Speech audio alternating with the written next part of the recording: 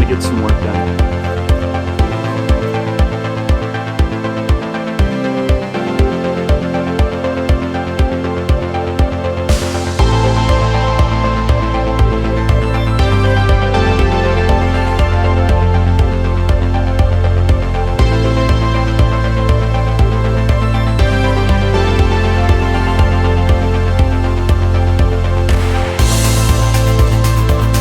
Hard work.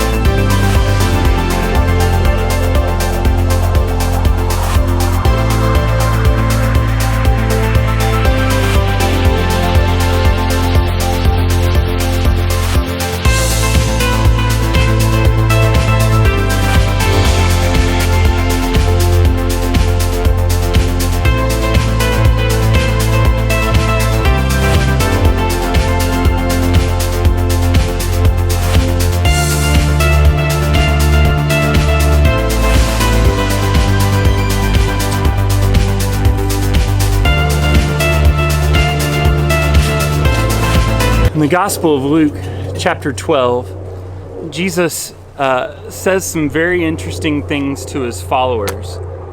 In fact, it's pretty hardcore, if I do say so.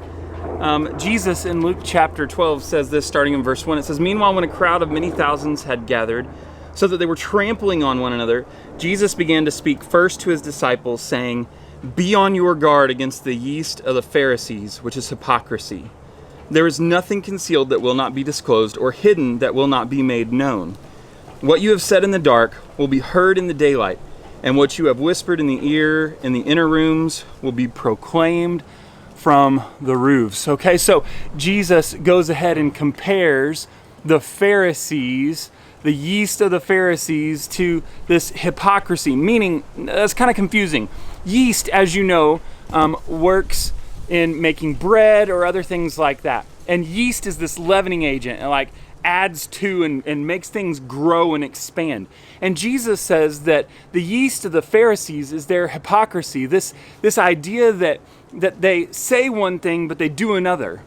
Jesus in other parts of the Bible talks about how the hypocrisy of the Pharisees looks like a dirty outside and inside of a cup, and then they clean the outside but not the inside. Meaning that the Pharisees say one thing and they do another. Or they say one thing but they really mean something totally different. Do you ever do that? No, it's fine. We should really catch up. I'm almost there. Be right there. Lol. That sounds awesome. I'm praying for you. I don't care what anybody thinks.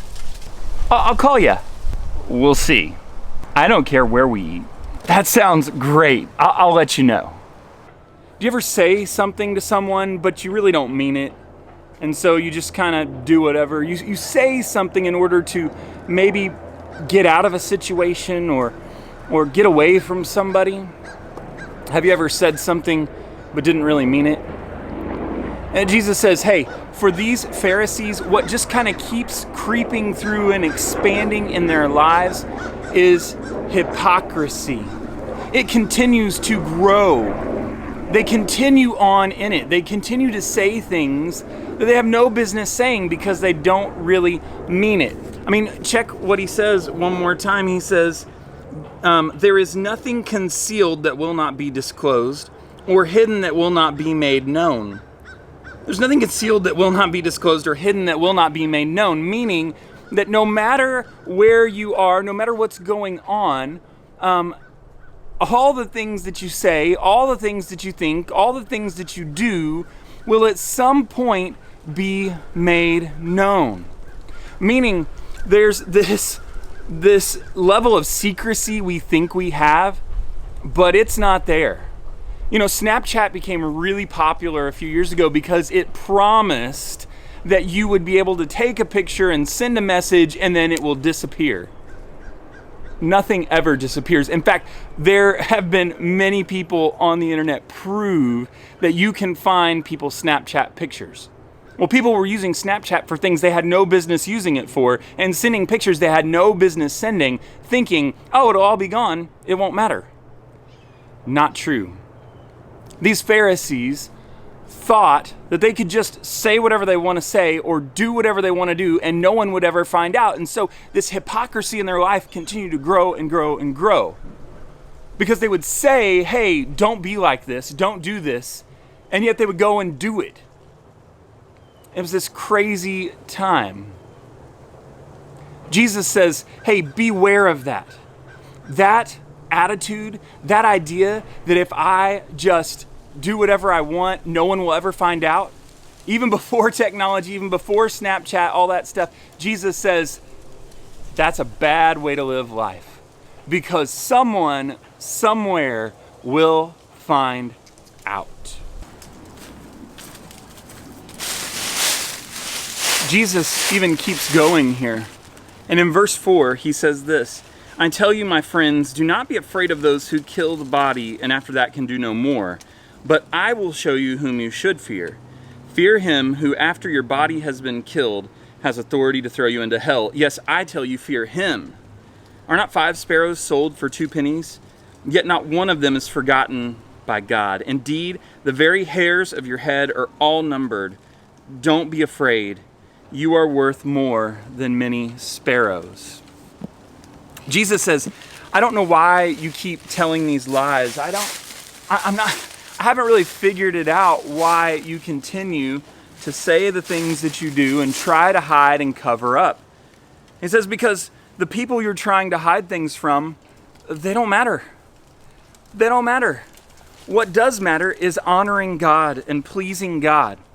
You know, our church talks a lot about honoring God, that we're people who conformed the image of Jesus, that we're people who worship God with all of our hearts, and that we care for those in need. And so here's the thing.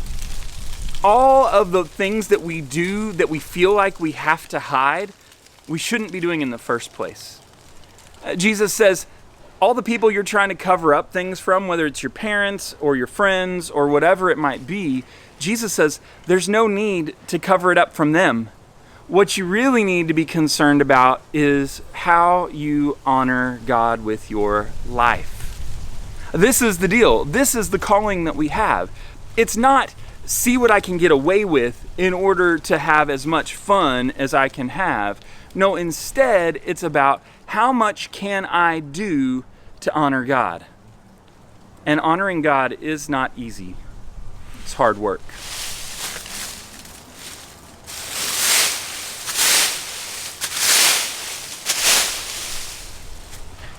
Honoring God is hard work. It means that we have to put a whole lot of things aside. But if we always view honoring God from that perspective, then we're really not understanding what it means in the first place. You know, yeah, it is hard work to make good, godly decisions. But that doesn't mean it has to be the bad or unfun thing to do. In fact, the more we think about honoring God, the more it should help turn our hearts toward Him. God brings us joy when we are people who follow after Him. So as Jesus is talking about these Pharisees, He's saying, look, they continue to try to impress people. They continue to try and keep people in the dark about what they're really doing, and still trying to present a face like they are these great holy people. And Jesus says, and that is not what it's about. They have missed the boat. They have not fallen madly in love with God, but instead fallen madly in love with themselves. And so our challenge today is to be people who don't let that hypocrisy become that yeast that just grows and grows and grows in our lives, but instead letting the love of God grow and blossom and bloom into something beautiful in our lives. Yeah, sometimes that means we have to make tough decisions. Sometimes that means that we're going to end friendships because we know that what's best is to not be around someone else who leads us away from God. That's a hard thing to do. Sometimes that means that we're going to have to change our habits and what we watch, what we listen to, what we do in our spare time, how we treat other people. It means we're going to have to change. But praise be to God that He doesn't leave us to do that on our own. Thanks be to God that even though we know it's going to be a difficult transition, we know that He's there with us. So where are you in the process? Do you honor God with your life? Or do you continue to try to hide things and cover things up? My hope and my prayer is that we will be people who don't look for the lie or for the cover-up, but instead look for more opportunities to fall deeper in love with Jesus. It's so much more rewarding, and it's so much better that we fall madly in love with the God who loved us, made us, and saved us than it is trying to hide and cover things up in our lives.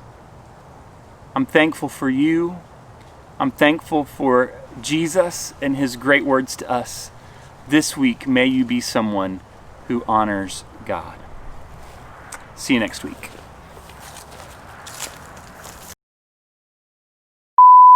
No.